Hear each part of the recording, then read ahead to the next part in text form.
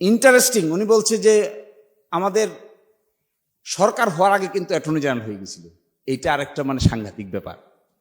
এটা উনি ডিম আগে না মুরগি আগের মতো কারবার। সরকার হয়েছে 8 তারিখ, অ্যাটর্নি জেনারেল হয়ে গেছে একদিন আগে। তো আশ্চর্য ব্যাপার, কিন্তু কি হইল, এটা কিভাবে হইল? 6 তারিখ সরকার হয়েছে, 8 তারিখ সন্ধ্যাবেলা, মনে আছে সব আপনাদের কাছে। তো অ্যাটর্নি জেনারেল হয়ে গেছে 6 তারিখ। নাহিদ কালকে যে বলছে যে যেভাবে আপনার নেতা নাহিদ নিয়েছে একইভাবে নাকি আমিও নিয়েছি। তো নাহিদের নিয়েছে 8 তারিখ। 8 তারিখে দিনের বেলা হয়েছে 106 এর রেফারেন্স। তো উনি যে হয়ে গেলেন 6 তারিখ,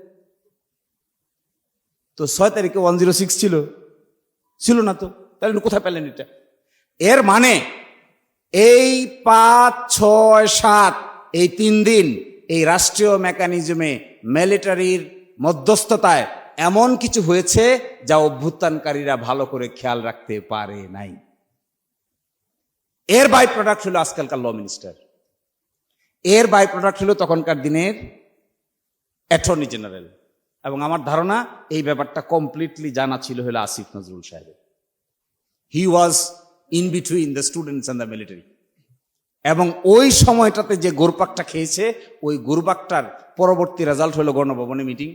এটার গোরপাকটাই হলো ওখানে গিয়া মিলিটারির সহযোগিতায় কাদের কাকে দেশ থেকে বিদায় করে দেওয়া যায়, ড্যামেজ কন্ট্রোল করা যায়। ওই ড্যামেজ কন্ট্রোল করে যারা পরিকল্পনার প্ল্যান মিলিটারিরা করেছে, করে এইখানে এমন এক অ্যাটর্নি জেনারেল, হঠাৎ করে রাষ্ট্র নাই, সংবিধান নাই, প্রধানমন্ত্রী নাই, চিফ অ্যাডভাইজার নাই, কিচ্ছু নাই, অ্যাটর্নি জেনারেল আছে। ওমা, এ কি কাণ্ড কারখানা! এই জন্য ওনার ওই অ্যাপয়েন্টমেন্টের জায়গাটা দেখতে চাইলে উনি হয়তো কিছুটা লজ্জাবোধ করবেন। পরবর্তী প্রশ্ন, গণভোটের বিধান কি সংবিধানে থাকতে হয়? এখন এসে আর্গুমেন্ট করছে গণভোট নাকি সংবিধানে নাই। তো গণভোট বিধান কি সংবিধানে থাকতে হয় নাকি? কি কুকাণ্ড করে রাষ্ট্র চালাইছেন আগে ভুলে গেছে। বিএনপির জন্ম হয়েছে একটা সামরিক শাসনের গর্ভ থেকে। যে গর্ভ থেকে বিএনপির জন্ম হয়েছে তারা এখন আমাদেরকে কনস্টিটিউশন শিখাচ্ছে। অনেকটা আশ্চর্যজনক কথা আমি মাঝে মাঝে ভাবি। দেখেন, 30 মে 1977 সালে গণভোট হয়। গণভোটের প্রশ্ন কি?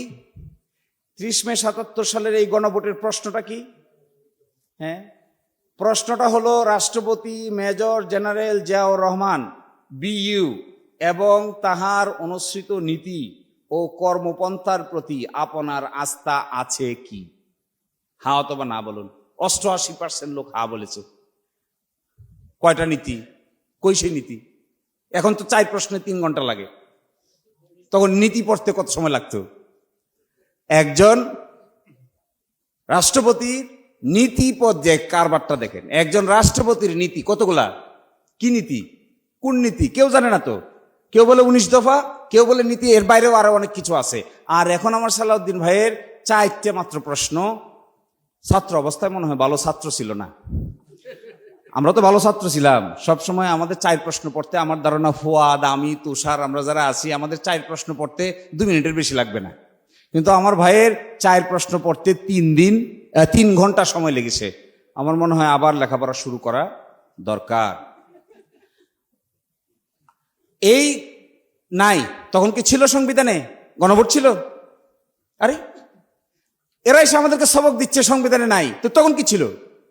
জিয়াউর রহমান সাহেব যখন গণভোটের আয়োজন করে তখন সংবিধানে গণভোট ছিল নাকি? সংবিধানে গণভোট এসেছে 1978 সালে। 1978 সালে সংবিধানে, তাও মার্শাল ল প্রক্লেমেশনের মাধ্যমে। মার্শাল ল জারি করে সংবিধানে কেটে ছিঁড়ে পোস্টমর্টেম করে সিজার চালিয়ে পছন্দ মতো ডাইনে বামে নিয়ে এই কাজ করে এখন আমাদেরকে এসে সবক শোনাচ্ছে কোনটা সাংবিধানিক আর কোনটা নাকি অসাংবিধানিক। এদের মুখে তো এগুলো মানায় না, এরা কেন এগুলো